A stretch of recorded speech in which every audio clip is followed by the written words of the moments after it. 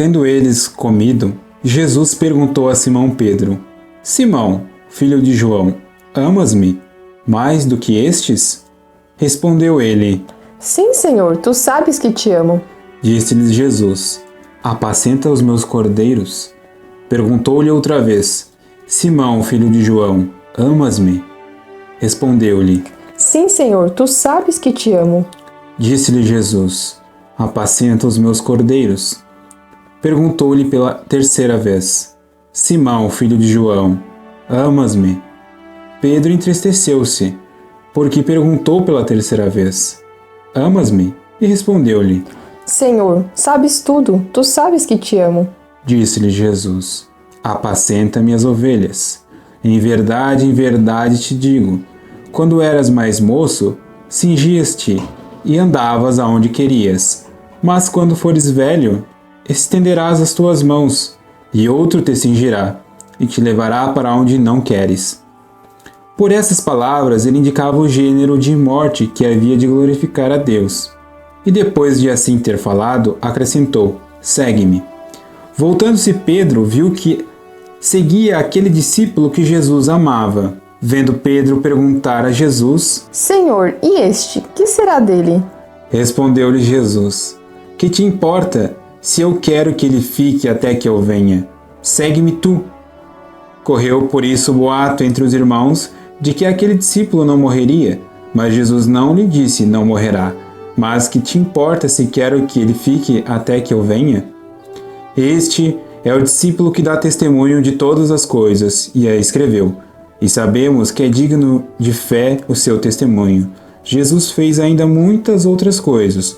Se fossem escritas uma por uma, penso que nem o mundo inteiro poderia conter os livros que se deveriam escrever.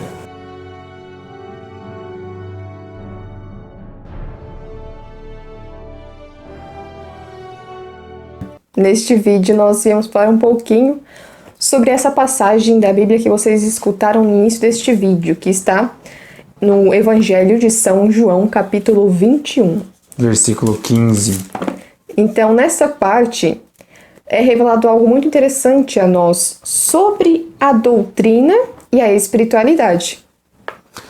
Esse vídeo ele tem como foco falar sobre dois aspectos da nossa vida, que é conhecer o que nós amamos e a forma como nós amamos aquilo que nós conhecemos.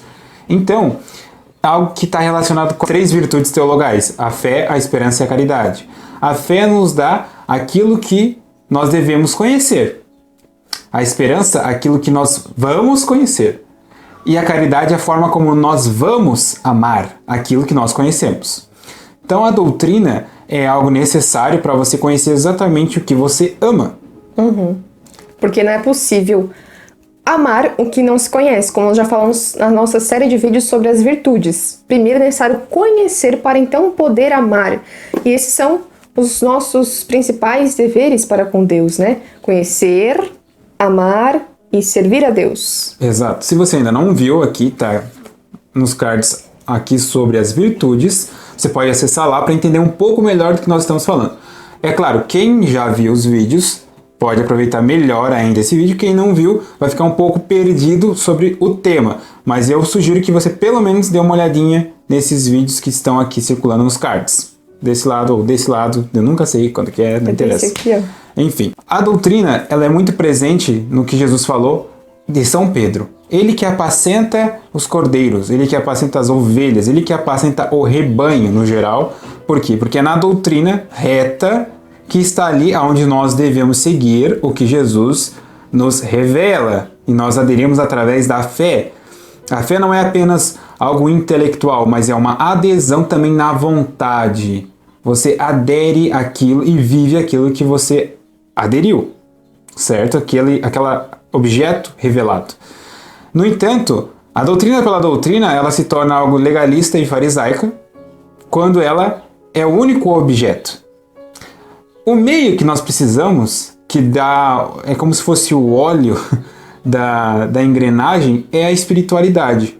A espiritualidade, ela não pode ser somente ela, senão ela se torna algo sentimental, algo vazio, algo apenas externo, apenas devoções privadas ou sentimentos, que não necessariamente é algo errado, mas elas não são a essência da espiritualidade. A espiritualidade aponta para aquilo que nós acreditamos. E a espiritualidade, ela chega ao ápice, digamos assim, quando se tem a doutrina.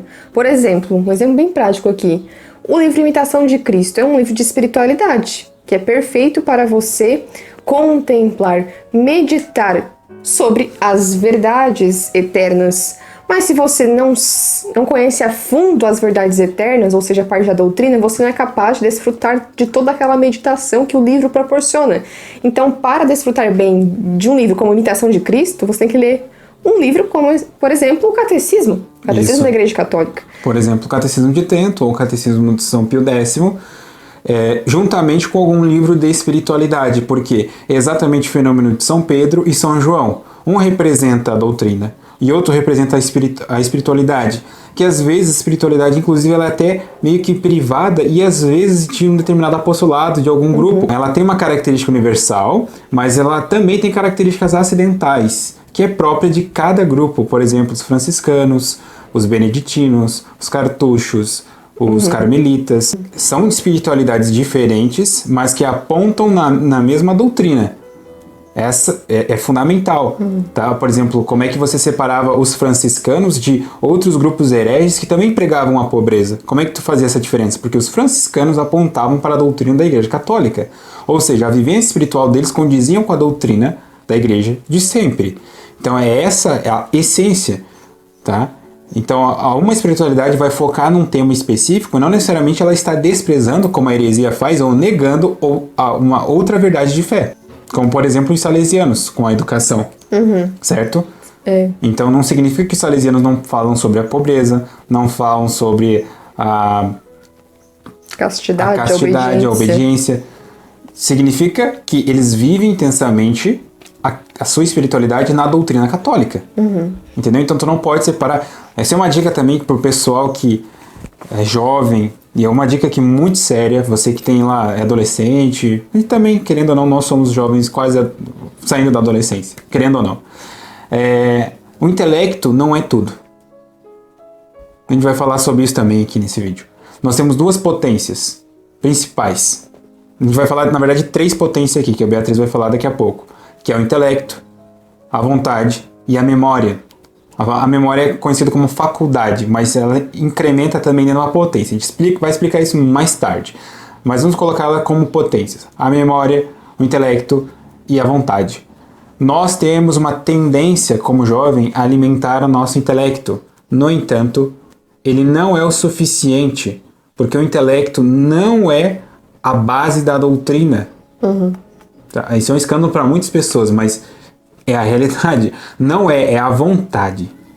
É na vontade que muitos erram, é na vontade que não consegue carregar um intelecto gigantesco, cheio de informação, doutrinária, etc. Não é a inteligência, é a vontade. Não é a inteligência que se mortifica, é a vontade. Não é a inteligência que auxilia alguém a ganhar o céu, é a vontade. Não é a inteligência que auxilia um pobre quando está passando fome ou dá uma esmola, é a vontade. Entendeu? O que nós vemos muito hoje em dia é pessoas que têm um grande intelecto, digamos assim, que sabem muitas coisas, mas que não praticam aquilo que sabem, ou seja, tem uma vontade fraca, né? Nós já falamos sobre isso no vídeo sobre a prostituição da vontade. Neste vídeo nós comentamos um pouco sobre esse fenômeno, porque a vontade, ela é muitas vezes fraca e lerda, não está acompanhando o intelecto. É a vontade, todas as potências elas executam algo, só que a vontade é aquela operativa principal, é ela que vai fazer todas as potências rumarem para o mesmo sentido. Então, se a vontade não quer fazer o que o intelecto pede para que ela faça, ela simplesmente descarta tudo que ela aprendeu para buscar algo concupiscível, o que as suas concupiscências desejam. Então a vontade é o foco que os jovens e adolescentes deveriam realmente ir atrás. Principalmente eles, né? Mas todo mundo. Todo mundo, porque nosso problema está na vontade e não no intelecto. A gente sabe.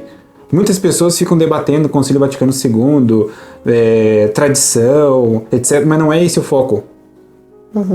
Porque não é somente a doutrina e também não é somente espiritualidade, como infelizmente, alguns grupos de jovens focam só na espiritualidade, só naquele sentimento. Não é isso. É o amálgama dos dois, um auxiliando o outro, a doutrina junto com a espiritualidade. Não apenas um e nem apenas o outro. Tudo para a finalidade última, que é amar a Deus. Então, nós vamos falar isso num próximo vídeo, um pouco melhor sobre esses nossos 3 deveres para com Deus, que é conhecer, amar e servir. Mas aqui já ficam algumas explicações, né, a respeito desses 3 deveres. Então, nós não podemos esquecer da finalidade última. Só servir não basta se não houver amor. Só conhecer não basta se não houver amor. O amor é tudo, né? A finalidade da nossa vida. Amar a Deus sobre todas as coisas. É só amando a Deus que nós vamos chegar um dia à contemplação de Deus no céu. Então é isso, pessoal. Espero que vocês tenham gostado desse vídeo. Espero que tenhamos ajudado vocês a entenderem um pouco mais sobre a espiritualidade e a doutrina. Uma dica que nós temos para vocês é vocês pensarem nos livros que vocês vão ler para fazer um equilíbrio, ler livros de doutrina, mas também livros de espiritualidade, para que haja esse equilíbrio que nós falamos que é necessário. Ficar lendo só livros de espiritualidade não é suficiente. Não é suficiente. Você precisa... É como se fosse realmente a rocha que ele precisa de uma cola, que é a espiritualidade. Entende? Para você ir construindo a tua própria vivência cristã junto com as virtudes. Então, não adianta, gente, nos grupos de vocês e etc., viver só de espiritualidade. Não dá. Também não adianta você ficar discutindo nos seus grupos substância e forma atomista, porque também não dá. As pessoas não vivem de substância e forma, elas precisam comer, precisam de pão. Falando teólogo da libertação agora. Brincadeira.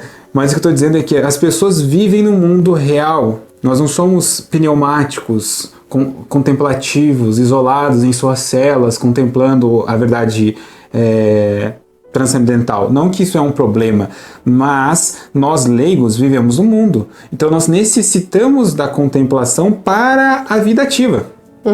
Porque a vida ativa está no mundo, as pessoas estão no mundo, nós estamos no mundo, mas nós não somos o mundo. Então, o que significa isso? Que nós precisamos dessa contemplação passiva, e a gente sabe que isso funciona claramente na missa. Lá nós temos a contemplação passiva perfeita, para que depois nós sejamos esses viadutos, sabe? Essas veias capilares da graça no mundo, que é essa a nossa função. Por isso que o padre na Santa Missa fala, ite missa est. Vá, a missa acabou. No sentido de missão. Nós somos essas veias que recebemos a graça e levamos para o mundo. Entendeu? Então não é só espiritualidade, não é só doutrina. E por isso que, na polêmica aqui, na missa tridentina você tem o amálgama das duas coisas. É por isso que as pessoas se aproximam tanto desse rito. Porque não é só uma brincadeira, não é uma espiritualidade sentimentaloide. E também não é rigidez doutrinária farisaica. É o amálgama, e é isso que nós precisamos. E na nossa vida, nas leituras diárias, nós precisamos dessas duas formas de leitura. Exatamente. Então, nós falamos de livros de doutrina, não é só o catecismo, também tem outros livros, como por exemplo esse aqui, do Garrigou-Lagrange, que fala um pouco sobre o homem e a eternidade, sobre o que nós vamos viver após a morte. Exato. E por isso que a escritura, óbvio, pela escritura própria, mas ela é tão perfeita que ela contém todos os tipos de narrativas. Se você, nós usamos essa aqui, quando eu li ali, foi dessa Bíblia aqui, a Ave Maria, edição de estudos, ela tem todos os livros que você precisa de espiritualidade, a doutrina. Tá toda aqui. Ou seja, a própria escritura é feita assim também. Só que o problema é que nós vemos muitos protestantes usando a escritura como se fosse um manual de instrução. Isso é o farisaísmo. Isso é o legalismo. E muitos protestantes ainda sendo neo-judaizantes. Não comem carne de porco, guardam o sábado. Ou seja, eles estão nesse sistema aqui sem a espiritualidade, sem a união com a igreja verdadeira, sem a união com Cristo. Estão retornando ao judaísmo. Então, se você quer adquirir novos livros para fazer este equilíbrio entre livros de doutrina e espiritualidade, você pode entrar na nossa livraria. livrariaveritasperpetua.com.br. E em breve teremos uma promoção para vocês, se já não passou, dependendo de quando foi postado esse vídeo, vai ser segunda-feira agora. Muito obrigado pela atenção de vocês. Curtam nossos podcasts e vídeos que também estão aqui embaixo linkado. Comprem na nossa livraria. Mandem um dinheirinho no Apoia-se. Parem de reclamar. Muito obrigado pela atenção. Salve Maria e viva Cristo Rei. Porque hoje é dia de Cristo Rei. No calendário antigo.